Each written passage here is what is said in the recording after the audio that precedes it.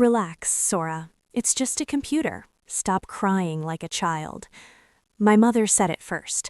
My father laughed after. And my brother, he didn't even bother pretending it was an accident. That was the moment something inside me went silent. You don't expect betrayal to echo in your own living room. You expect strangers to hurt you, not blood, not the people who taught you how to walk.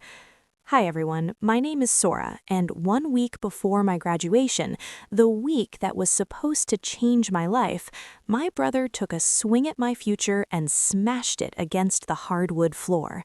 My research TC, 4 years of data, 16 months of unpaid lab work, 3 published drafts, my entire honors thesis, gone. The screen flickered once before dying, the plastic cracked, the fan wheezing as if begging for air. I fell to my knees. "Stop being dramatic," my father muttered, sipping tea like he was watching television.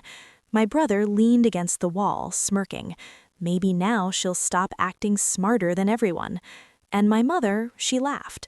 They thought I was crying over a machine, but what truly shattered wasn't the computer.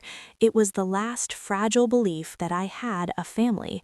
Something colder than grief settled in my chest. I stood slowly. In that moment, I stopped being their daughter, and they had no idea what that meant. I didn't shout, I didn't throw anything. I just picked up the broken pieces of my PC, one trembling part at a time. "What, you're going to glue it?" my brother snorted. She waved her hand dismissively. My mother had always called me too sensitive. Sensitive for staying late to study. Sensitive for skipping parties to work in the lab. Sensitive for refusing to let him copy my assignments. But they never called him reckless, never jealous, never cruel. The truth? He hated that I was graduating with honors, that professors knew my name, that my research had been shortlisted for a national innovation grant. He barely passed his courses, and my parents covered for him every time. "You're the older sister," my father said. "Support him." Support him by shrinking myself, by dimming my light so he could feel taller. I carried the broken CPU to my room, locked the door, and sat on the floor staring at the motherboard, exposed like an open wound. My hands stopped shaking, replaced by clarity. They thought they had taken everything from me. They forgot one thing. My research wasn't just on that machine, it was in my mind. While they laughed in the living room, I was already thinking 3 moves ahead. If this ever happened to you, comment Zyvanor. I didn't act emotional, I acted strategic, and it was the beginning of the end. For them, not me. I didn't sleep that night. The house was quiet, but I could hear their laughter replaying in my head, sharp and careless. I opened my notebook.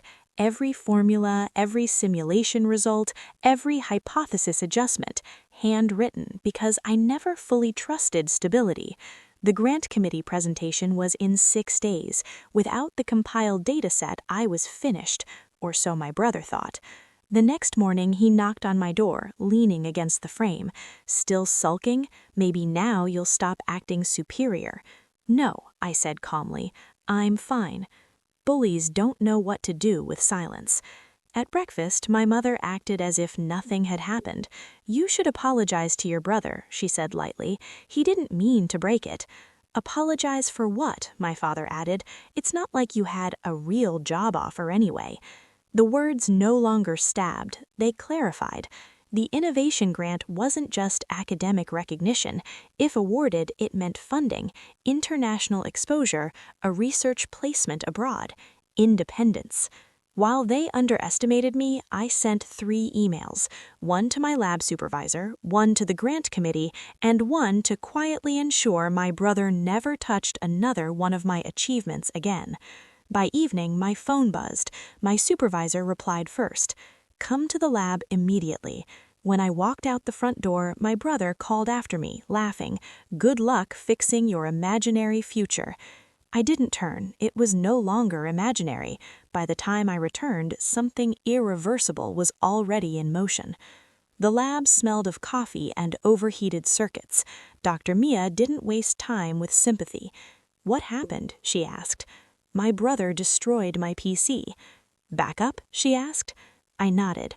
Partial cloud sync, raw data safe, final models corrupted. We rebuilt, 12 hours straight, rerunning simulations, cross-verifying logs. My fingers moved like muscle memory had been waiting for this moment.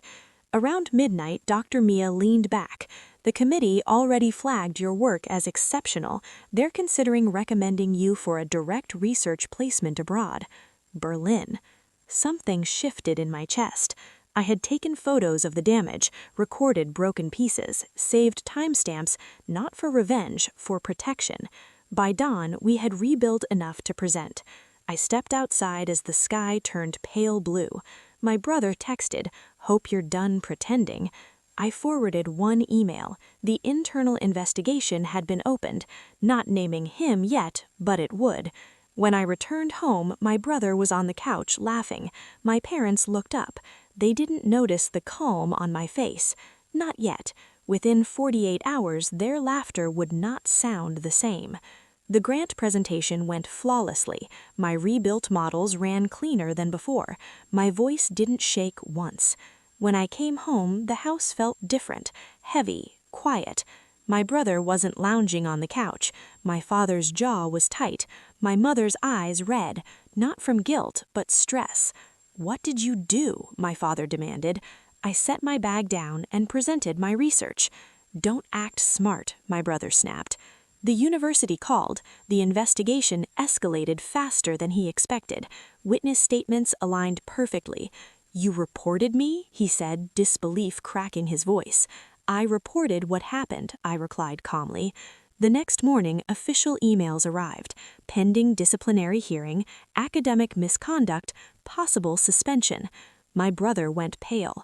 For the first time, he looked at me the way I had always looked at him, powerless. At exactly 3:17 p.m., my phone rang. Professor Anand from the Innovation Committee confirmed. "We're awarding you the grant, full funding and the international research placement in Berlin." Berlin. Something froze inside the house. My brother drained of color. Comparison wasn't enough anymore. He was losing. I didn't cry, I didn't rage. I simply chose myself. Some endings aren't explosions. They're exits, quiet and permanent, and mine.